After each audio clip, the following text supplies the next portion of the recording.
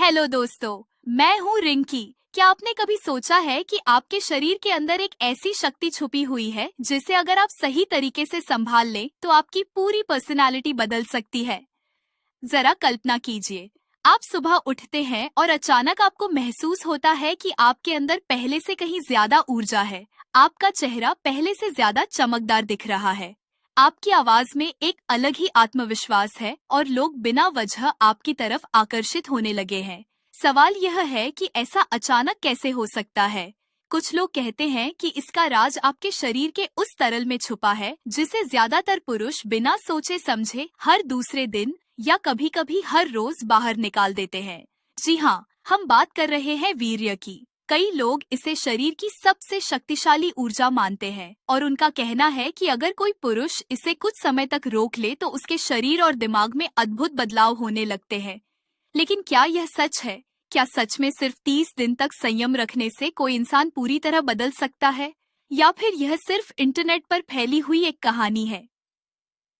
आज हम इस पूरे विषय को बिल्कुल खुलकर समझने की कोशिश करेंगे और इस दौरान हम जानेंगे कि जब कोई पुरुष 30 दिन तक अपने शरीर की इस ऊर्जा को बाहर निकलने से रोकने का फैसला करता है, तो पहले दिन से लेकर 30वें दिन तक उसके शरीर और दिमाग में क्या क्या बदलाव हो सकते हैं।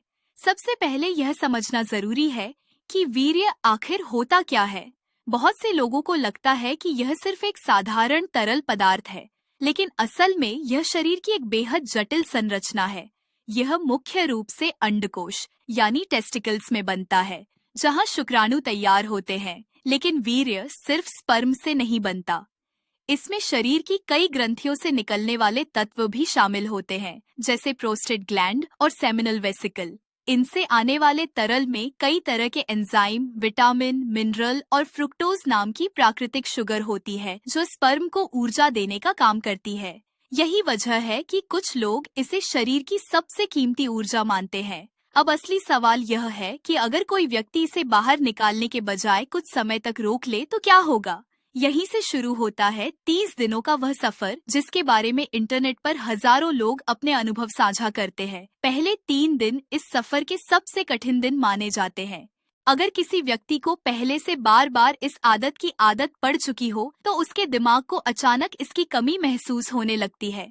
हमारा दिमाग एक खास केमिकल पर काम करता है जिसे डोपामाइन कहते हैं। जब हमें कोई सुखद अनुभव मिलता है तो दिमाग डोपामाइन रिलीज करता है और धीरे धीरे वही अनुभव आदत बन जाता है।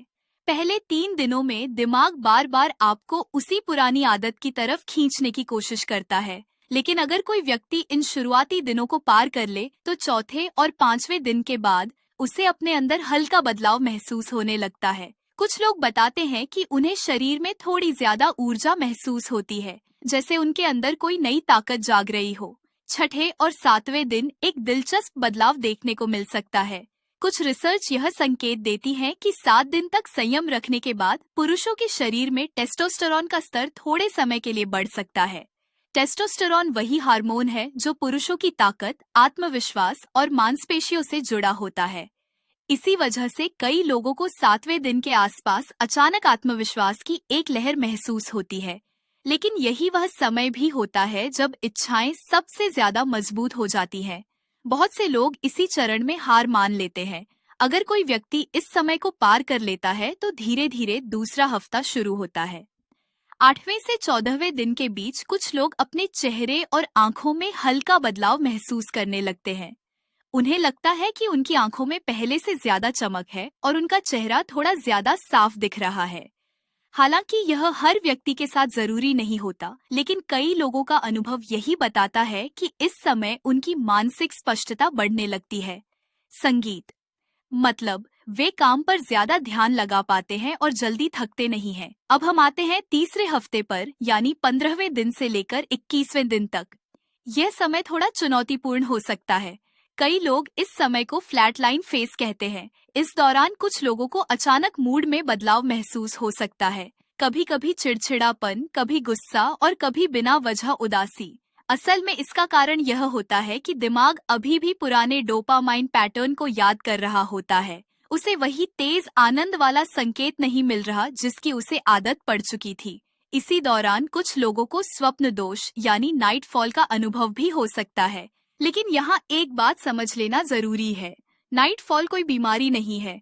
यह शरीर की एक प्राकृतिक प्रक्रिया है। अगर लंबे समय तक वीर्य बाहर नहीं निकलता तो शरीर कभी कभी नींद के दौरान पुराने वीर्य को बाहर निकाल देता है ताकि नया और स्वस्थ वीर्य बन सके। इसीलिए इसे लेकर घबराने या शर्मिंदा होने की कोई जरूरत नहीं होती। अब धीरे धीरे चौथा हफ्ता शुरू होता है, यानी 22वें दिन से लेकर 30वें दिन तक। बहुत से लोग बताते हैं कि इस समय उन्हें अपने अंदर एक अलग तरह की स्थिरता महसूस होने लगती है। उनका दिमाग पहले से ज्यादा शांत महसूस करता है। कुछ लोग कहते हैं कि अब उन्हें लोगों से बात करने में झिझक नहीं होती। उनका आत्मविश्वास पहले से ज्यादा मजबूत हो जाता है। अगर कोई व्यक्ति इस दौरान व्यायाम करता है या किसी रचनात्मक काम में अपनी ऊर्जा लगाता है तो उसे इसके और ज्यादा फायदे महसूस हो सकते हैं, क्योंकि शरीर की ऊर्जा अब दूसरी दिशाओं में इस्तेमाल हो रही होती है।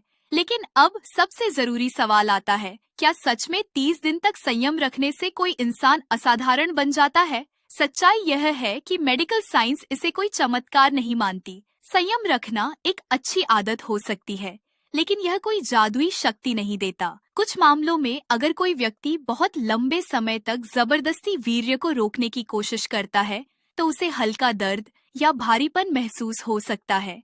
इसीलिए शरीर की प्राकृतिक जरूरतों को समझना बहुत जरूरी है। संयम का असली मतलब यह नहीं है कि आप खुद को दबा दें, बल्कि इसका मतलब है अपने व्यवहार पर नियंत्रण रखना और अपनी ऊर्जा को सही दिशा में लगाना। अगर कोई व्यक्ति अपनी ऊर्जा को व्यायाम, पढ़ाई, काम या किसी रचनात्मक गतिविधि में लगाता है तो उसे सच में सकारात्मक बदलाव महसूस हो सकते हैं। लेकिन अगर कोई व्यक्ति सिर्फ संयम रखता है और बाकी समय खाली बैठकर उसी के बारे में सोचता रहता है तो इससे फायदा कम और तनाव ज्यादा हो सकता है। तो 30 दिन का असली सच क्या है? सच ये है कि यह सफर किसी चमत्कार का नहीं, बल्कि आत्मनियंत्रण का होता है। जब कोई इंसान अपनी सबसे मजबूत इच्छा पर नियंत्रण करना सीख लेता है तो उसे जीवन के बाकी क्षेत्रों में भी आत्मविश्वास महसूस होने लगता है, और यही असली बदलाव होता है। नमस्कार, मैं हूं डॉक्टर रिंकी और मेरा उद्देश्य हमेशा यही रहता है कि स्वास्थ्य से जुड़ी जानकारी आपको साफ और ईमानदार तरीके से मिले।